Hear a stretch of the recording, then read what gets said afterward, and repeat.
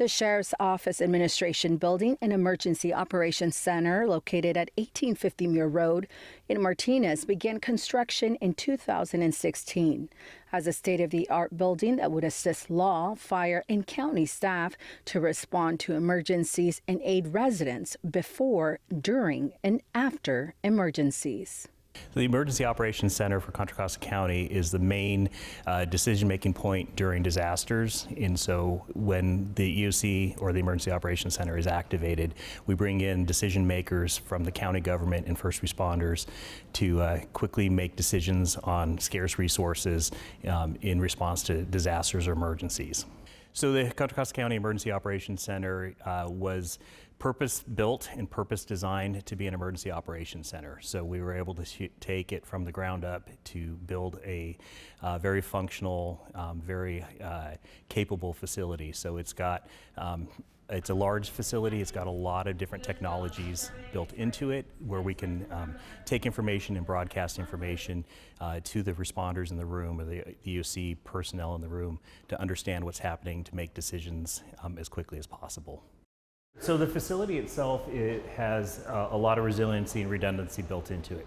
So it's what's called an essential services facility. So it's built to withstand large-scale earthquakes, other impacts to it. And with that, we have to have the ability to function long-term.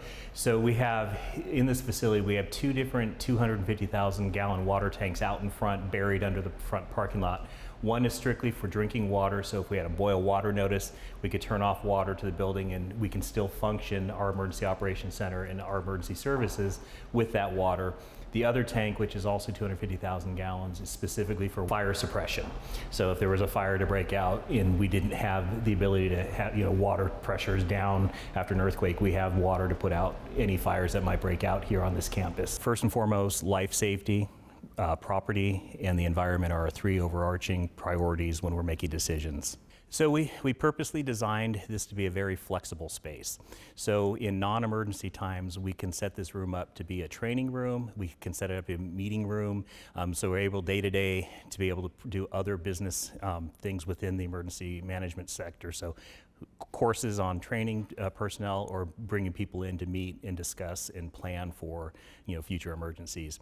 So that's during what we call blue sky, when there's not emergencies that happen. And then when or if an emergency happens, we activate, we can quickly convert the room into an emergency operations center. It's wide open, it has a lot of area for people to break out in. And then I think what really strikes you when you walk in the room is you see this large video wall and video display around the room. And so this again is for us as Emergency Operations Center, people coming in to work in here, these displays provide us information. We can see what's happening, and it gives us what we call situational awareness and a common operating picture. So everyone in the room can see, oh, we have this many power outages, oh, this many acres are burned, or these houses are destroyed. Gives everyone the same common picture of what's happening, which then allows us to make decisions much more efficiently as a team. Situational awareness and knowing where to go and get accurate and timely information, especially in a time of crisis, is very important. In my role as the county's public information officer, I want to make sure that people have access to that information so that they can make the best decisions in a time of an emergency, in a time of real need. Self-sufficiency is really important when it comes to an emergency, simply because if you call 911 during an emergency, those resources might be prioritizing the response to an actual incident. So they might not come as quickly to your house or your residence as you would want them to. And so it's really important to make sure that you know where to go to receive emergency alerts. So that's information that the county is sharing about its response efforts. And it could be anything from evacuation and law enforcement activity to making sure that there's an understanding about what shelters might be open in case those resources need to be activated. Beyond that, the Emergency Operations Center is the voice for the county when there is an emergency. And so if you're not hearing it from this resource during a time of crisis, you really need to make sure that the information that you're consuming as a member of our community or someone who's watching an incident unfold is actually accurate and timely, because there's a lot of opportunities for misinformation to go out there. And again, in my role as the county's public information officer, I want to make sure that people have the information they need to make the decisions for themselves and their loved ones for safety. Many emergency training exercises across multiple jurisdictions have taken place at the Emergency Operations Center to prepare county staff to respond and assist residents in an emergency. My role during an EOC activation can vary depending on the needs of an emergency. I can either act as an EOC coordinator, which is an Emergency Operations Center coordinator, or a deputy director in support of the EOC director. So that could be either going to the logistics section and ensuring that the tracking and the allocation of resources are being done in a timely manner, or it could be that I'm working with the public information officers to ensure that incident-related information is being pushed out.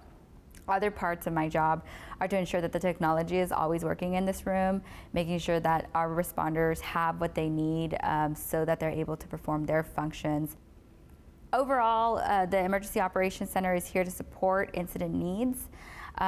Residents can be assured that we will do everything that we can that is at our disposal to be able to support incident responders when there's any large-scale emergency. So we're going to, downstairs from our Emergency Operations Center, we call this our auditorium. The auditorium was designed to be multifunctional, so we can do ceremonies, we can do meetings, but we also built this to be a training room as well, so we can set this up and do classes in here. And then in time of a large-scale Emergency Operations Center activation, this room is also designed and wired to be interoperable with the Emergency Operations Center upstairs. So if we needed to expand the number of people in this facility, we can set them up down here. They'll be able to see the video wall and the situational awareness that we're broadcasting from up there down here. So decision-making that's happening here is going to be consistent with what's happening upstairs. So while the Emergency Operations Center is here to support our residents and our community, it's imperative for our residents to be prepared. So what we want them to understand is what the different hazards that they're at risk for. So that could be earthquake, fire, flood, landslide. So the first thing we ask the public to do is make a plan so they understand how they're going to respond to any of those impactful incidences.